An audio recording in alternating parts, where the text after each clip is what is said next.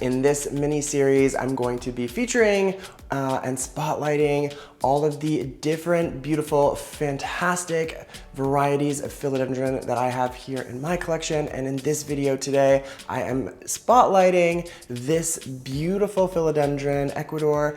And this just so happens to be the most recent addition. As you can see with some of these yellowing leaves, there's been a little bit of an onboarding process, but in this video, like I said, I'm going to be featuring this plant, sharing all of the crucial care tips that you need to know when it comes to caring for this plant correctly. I'm also going to be repotting it, so everything that goes along with that, including the soil composition that's ideal for this type of philodendron, and a little bit more. So if you're interested in all of that, stay tuned.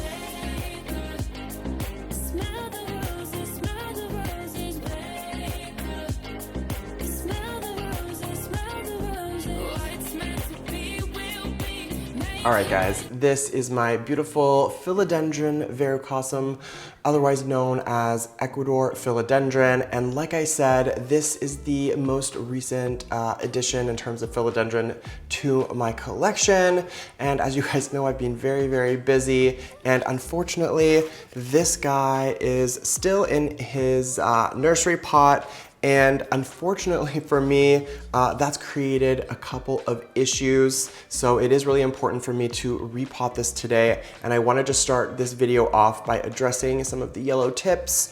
And also, if you watched a video, I'll throw up the link right here. I can't remember the title of it, but I also did a video where I just kind of introduced some of my newer plants, and this was one of them. And you may recognize that it was a little bit taller, a little bit bigger, and actually because I hadn't repotted it and staked it up properly, I did end up losing the top part of it.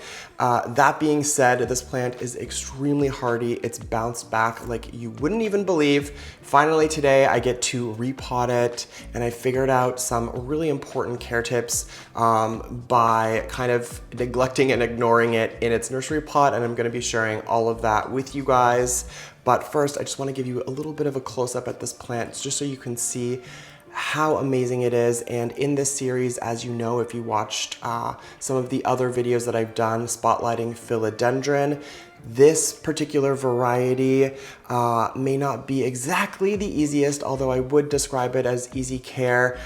This philodendron variety definitely is probably one of the most beautiful or prettiest. It has these velvety, lush velvety leaves. The coloration is just fantastic. And beyond that, some of the stem, not really the stem, but the portion that attaches to the leaves has these fuzzy little bits to it. Let me give you a close-up just to how cool this plant is.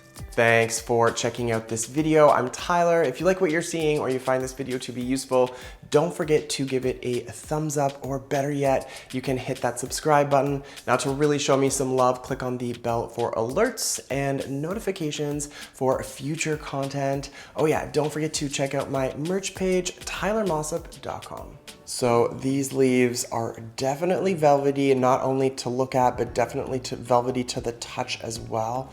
I just absolutely love how stunning the foliage is, but it's not just the foliage, it's also the fuzziness here is just beyond, out of this world, so amazing. Definitely one of the a favorite component of this plant for me. So let's get this repot going. I'm going to be using this container right here. It's got a built-in saucer, good drainage hole at the base, and this is the smallest container that I have, so it will work really well for upgrading my Philodendron Verrucosum from its nursery pot to this container right here. If I did have something a little bit smaller, I'd probably use that, but this is the smallest that I currently have. So I'm going to be using these ingredients here as my soil composition for this particular variety of philodendron. So you can't really see it, but underneath at the bottom is a ton of pine bark, and I have about 3 parts of that to about 2 parts of a peat moss perlite mix. Now I have gone ahead and added a little bit more perlite at the top so you can see, so it's about 2 parts perlite, 2 parts peat moss, 3 parts bark, and then I did go ahead and add about 1 part each of some horticultural charcoal as well as some of this bonsai grit, some more of a rocky kind of, I think they got some terracotta bits in there as well. So basically 1 part of those each, like I said, and that will really help with absorbing some of the water and providing better drainage. Now, just to touch on the yellowing of the leaves a little bit here, that's basically occurred because I've overwatered it. So I haven't necessarily given it too much water, but because it's been in that nursery container, it's the soil mix that it's currently in from the nursery has basically become oversaturated, too wet, too soggy, and that's why the leaves have gone that yellow color. So by providing and using the correct soil mix, this kind of mix that I'm going to be using here, not only will the peat moss kind of help with the pH, because they do like slightly acidic soil, but also these other ingredients will really help, particularly the bark, the grit, and the horticultural charcoal with drainage so that I'm not getting the yellowing around the leaves. So just give everything a really good mix around in your bowl, and then basically I'm going to fill up probably the bottom half of the container once this is all nicely mixed with the soil mix that I've created. Now, if you don't have all of these ingredients, sometimes I get some comments or people ask, what do you mean I have to go buy all of these separate things in order to create the soil mix? Well, if you don't want to go buy these individual ingredients, I highly recommend it because you're going to get really great results and your plants are really going to thrive and flourish. But if you're in a rush or you just can't access maybe some of these things, look online for like an aeroid mix. So it will be a soil kind of that's already has a variety of components that will be good for this type of plant or these types of varieties. So if you don't want to mix your own, I would look for an aeroid mix. All right, now that this is getting all mixed together, like I said, I'm just going to, you're just hearing the horticultural charcoal kind of cling and clank against the bowl. All right, guys. And you could add a little base layer of horticultural charcoal to the base if you wanted, just to give a little better drainage. But because this container is probably like 1 little size too big, it's probably going to be fine. So 2 scoops did the trick. Now I'm going to get this guy.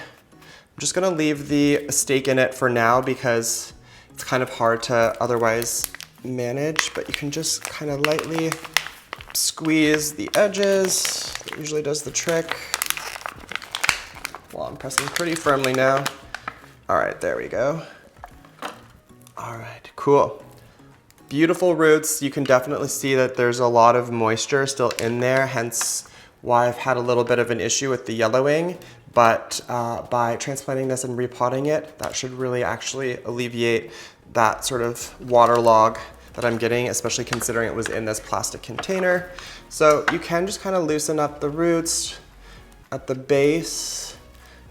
That will just kind of help get some new growth going, and that should be good. All right. Now I am going to use probably a different stake, so I'm just kind of keeping an eye of where I have this located in the where the little root ball in the container is located, so that when I put in my new stake, I'm not going directly through the roots. All right, and just put that aside. Get some more mix here.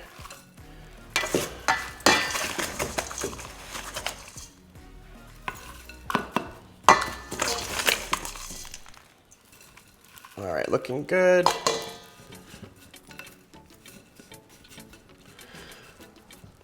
Probably 1 or 2 more scoops will do the trick. 1, let's see, 2. All right, let me go find a new, improved, better stake for this plant. Be right back. All right, so I did have a 5-foot cedar stake. I did just saw part of it off. So now I have about 3.5, 4 feet worth of cedar stake, which is just a little bit more reasonable for where I want to keep this plant. I didn't want too much stake when the plant is basically not really needing it just yet. So basically I'm going to just insert that in the container. All right, just to the base, perfect. Now, if you've seen me repot with other stakes, you know that I do like to fill the container first with the soil mix and the plant, and then just be kind of aware of where I'm placing it, but I find that I just get a little bit better stability that way. So now I'm ready to take off the old stake and the little Velcro straps that I used to attach it.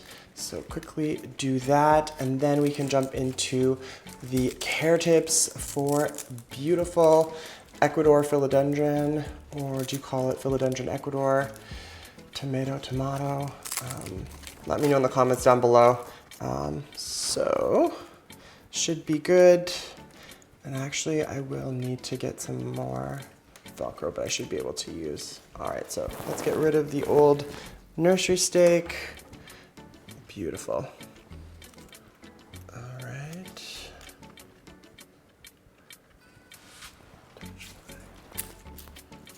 Perfect.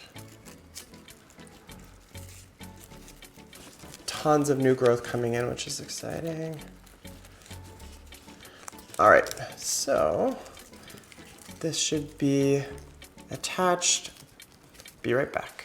Now that this is nicely potted up, let's talk about this variety, how I would score it or rank it in terms of easy to difficult, in terms of care, and then also I want to jump into some of those crucial care tips. So let's start there with the crucial care tips. In terms of light, you're going to want to provide your Philodendron Ecuador really, really good bright indirect light. So set back from a south-facing window. Ideally, you'd probably want to put this in like an east-facing window so that it gets really good morning to midday light and can really soak up the sun. So they do like light. You just want to kind of avoid harsh direct sunlight, especially that afternoon sun. And in terms of soil mix, we talked about using specific ingredients with the ratios that I provided, or getting something like an aeroid mix type for the soil. And in terms of watering, I think that would be something which is true for most philodendron, if not all of them, that you definitely don't want to overwater them. So by having a container with drainage, by using the correct ingredients in your soil mix, it's really going to allow the plant to have, allow the water to flow right through the roots in the plant, and drain any excess water will be able to drain away, and that's going to keep your plant nice and healthy and avoid obviously some yellowing tips, which is not a good look. And what else can I talk about in terms of the soil? Yeah, or watering, excuse me. So soil we've touched on, watering. So yeah, if you don't have the right container, you don't have the right soil, the water is going to create kind of like a soggy situation. Worst case scenario is your plant will basically get root rot and croak. If you're lucky to catch it and change up how you're caring for it, then it will do a lot better. Now for fertilization, it is important part of care for philodendron.